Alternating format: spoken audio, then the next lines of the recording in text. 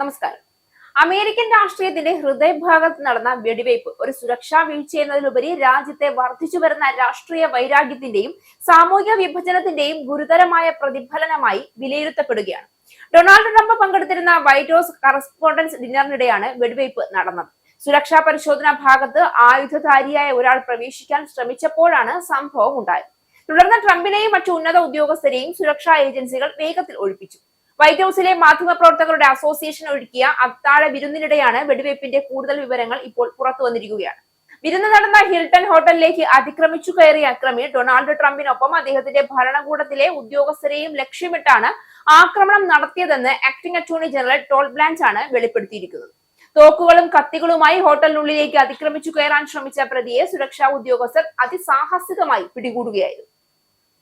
ആക്രമണത്തിൽ ഒരു secret service ഏജന്റിന് പരിക്കേറ്റുവെങ്കിലും അദ്ദേഹം അപകടനില തരണം ചെയ്തിട്ടുണ്ട്. പ്രതിയുടേതെന്ന് കരുതുന്ന എഴുത്തുകളും ഇലക്ട്രോണിക് ഉപകരണങ്ങളും പരിശോധിച്ചതിൽ നിന്നാണ് അന്വേഷണ ഉദ്യോഗസ്ഥർക്ക് ഇയാൾ പരിപാടിയിൽ പങ്കെടുക്കുന്ന ഭരണകൂട ഉദ്യോഗസ്ഥരെയും ലക്ഷ്യം വെച്ചിരുന്നുവെന്ന വിവരങ്ങൾ ലഭിച്ചത്. തെക്കൻ കാലിഫോർണിയയിലെ ടോറൻസിൽ നിന്നുള്ള ഒരു അധ്യാപകനും വീഡിയോ ഗെയിം ഡെവലപ്പറുമായ 31-കാരൻ കോൾ തോമസ് അലൻ ആണ് പ്രതിയെന്ന് തിരിച്ചറിഞ്ഞിട്ടുണ്ട്. പ്രതി അന്വേഷണവുമായി സഹകരിക്കുന്നില്ല എന്നും ഫെഡറൽ ഉദ്യോഗസ്ഥനെ വധിക്കാൻ ശ്രമിച്ചതടക്കമുള്ള കുറ്റങ്ങൾ ചുമത്തി ഇയാളെ കോടതിയിൽ ഹാജരാക്കുമെന്നും ടോഡ് ബ്ലാഞ്ച് വെളിപ്പെടുത്തിയിട്ടുണ്ട്. സംഭവ സമയത്ത് ട്രംപിനൊപ്പം Melania Trump, vice president JD Vance എന്നിവരും ഉണ്ടായിരുന്നുവെന്നാണ് റിപ്പോർട്ടുകൾ.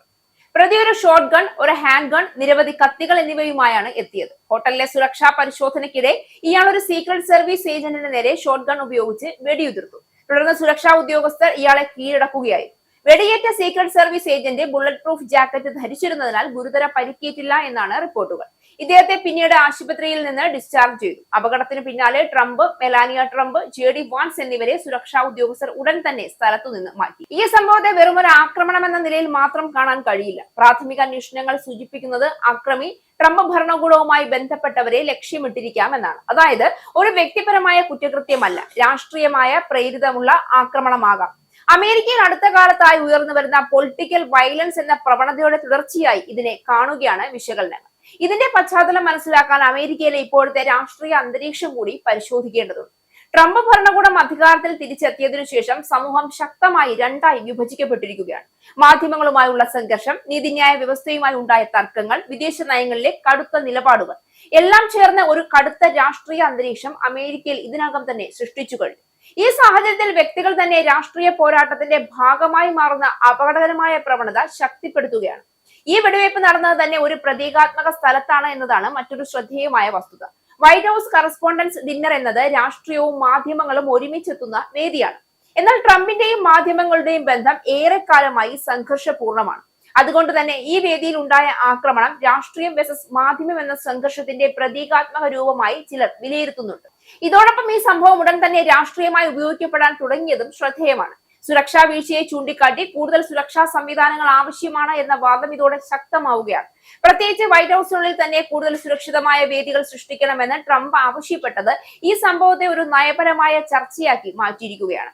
അതായത് ഒരു ആക്രമണം തന്നെ സുരക്ഷാ നയം ശക്തിപ്പെടുത്താനുള്ള രാഷ്ട്രീയ ആയുധമായി മാറും. അന്താരാഷ്ട്ര തലത്തിലും ഈ സംഭവം വലിയ പ്രതികരണം സൃഷ്ടിച്ചു എന്നതാണ് യാഥാർത്ഥ്യം. ലോക നേതാക്കൾ ആക്രമണത്തെ അപലപിക്കുകയും ജനാധിപത്യത്തിൽ ആക്രമണത്തിന് സ്ഥാനമില്ല എന്ന് വ്യക്തമാക്കുകയും ചെയ്ത് രംഗത്ത് വന്നിട്ടുണ്ട്. എന്നാൽ അതോടൊപ്പം അമേരിക്കയിലെ ആഭ്യന്തര രാഷ്ട്രീയ സംഘർഷം എത്രത്തോളം ഗുരുതരമായ നിലയിലേക്ക് എത്തിയിരിക്കുകയാണ് എന്ന ആശങ്കയും ഇതോടെ ഉയരുകയാണ്. ചുരുക്കത്തിൽ അമേരിക്കയിലെ രാഷ്ട്രീയ വിഭജനങ്ങൾ ഇനി വാക്കുകളിൽ മാത്രം നിലനിൽക്കുന്നില്ല. അത് നേരിട്ട് അക്രമത്തിലേക്ക് മാറുന്ന ഘട്ടത്തിലേക്കാണ് നീങ്ങുന്നത്. ഡൊണാൾഡ് ട്രംപ് നേരിട്ട ഈ ആക്രമണം ഭാവിയിൽ അമേരിക്കൻ രാഷ്ട്രീയത്തിന്റെ ദിശയെക്കുറിച്ചുള്ള ഗൗരവമായ മുന്നറിയിപ്പായി തന്നെ കാണേണ്ടതാണ്.